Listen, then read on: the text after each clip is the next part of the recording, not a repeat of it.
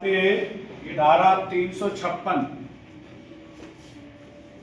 इसका उपधारा 1 है जो कहती है उद्घोषित अपराधी की अनुपस्थिति में जांच एवं विचारण। इसे पॉइंटों पे आने से पहले बताना चाहूंगा कि आपने उसमें चार्जशीट, उसकी मफरूरी में चार्जशीट लगा दी है जो आपने इसी बीएनएसएस में पढ़ा। 84 और 85 की कार्रवाई भी हो गई है, मामला न्यायालय में पहुंच गया है। उसका भी एक टाइम आता है कि जब संज्ञान में लेने के बाद न्यायालय उस पर विचारण करता है। तो अब विचारण के समय ऐसा अभियुक्त मौजूद नहीं है जिस पर आरोप लगाया गया है, तब क्या प्रक्रिया अमल में लाई जाएगी। तो पहला पॉइंट कहता है इस संहिता या किसी अन्य विधि के होते हुए भी जब किसी व्यक्ति को उद्घोषित अपराधी घोषित किया जाता है, घोषित किया जा चुका है, अभियुक्त पर संयुक्त रूप से आरोप लगाया गया है या नहीं, विचारण से बचने का साक्ष्य तथा गिरफ्तारी की कोई संभावना नहीं है। जब न्यायालय को यह प्रतीत होने लगे कि वो अपने विचारण में जानबूझकर नहीं आ रहा है और उसकी गिरफ्तारी की भी कोई पॉसिबिलिटी नहीं है, तब ऐसे व्यक्ति की उपस्थिति होने और व्यक्तिगत विचारण के अधिकार से भागने के रूप में समझा जाएगा। ये समझा जाएगा कि वो जानबूझ के विचारण से बच रहा है और भाग रहा है। न्यायालय ऐसे कारणों को अवलिखित किए जाने न्याय हित में है, ऐसी रीति और प्रभाव के साथ जैसा कि वह उपस्थित है। न्यायालय रीजन लिखेगा कि ये इस वजह से मुझे ये विश्वास है कि वो जानबूझ के जो है भाग रहा है, विचारण से बच रहा है। उन कारणों को लिखने के बाद ये प्रजम्पशन करेगी कि वो यहाँ पे मौजूद है और इस हिसाब से उसका विचारण किया जाएगा। लेकिन इसी की उपधारा 2 और 3 में कहा गया है एक नियत प्रोसीजर एडॉप्ट करने के बाद ही उस पर विचारण उसकी गैर मौजूदगी में किया जा सकता है। इस संहिता के अधीन विचारण के लिए अग्रसर होकर निर्णय सुनाएगा, मतलब विचारण करेगा, वो नहीं है तो उसको नहीं सुनेंगे, केवल अभियोजन पक्ष है, अभियोजन पक्ष को सुनेंगे और उसे सजा सुनाएंगे।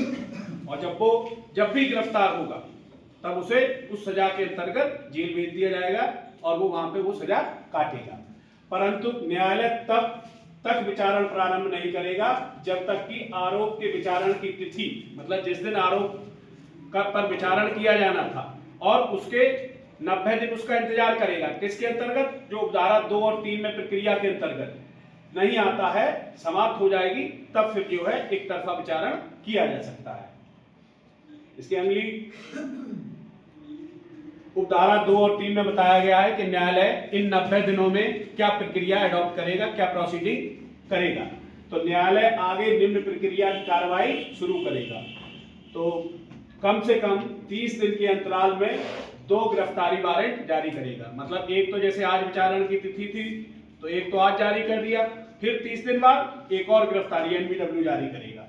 उद्घोषित अपराधी से विचारण के लिए न्यायालय के समक्ष उपस्थित होने की अपेक्षा करने और सूचना देने तथा ऐसे प्रकाशन की तारीख से 30 दिन के भीतर उपस्थित न होने पर, मतलब वारंट जारी कर दिए गए और सूचना दे दी गई, उसके परिजनों को सूचना दे दी गई, उसके दोस्तों को सूचना दे दी गई, उसके 30 दिन भीतर भी वो उपस्थित ना हो तब जिसकी अनुपस्थिति में विचारण किया जाएगा तथा उसके अंतिम ज्ञात निवास स्थान पर, जहां अंतिम बार उसको देखा गया है, प्रचलित राष्ट्रीय स्थानीय समाचार पत्र में प्रकाशित करा जाएगा कि आपको उद्घोषित कर दिया गया है, आपका विचारण है, आपको इतनी तारीख को न्यायालय में आया, अगर आप नहीं आओगे तो एक तरफा विचारण करके आपको सजा सुनाई जा सकती है। जो वहां का लोकल पेपर होगा जहां से अंतिम बार देखा गया है उसमें पब्लिश कराएंगे।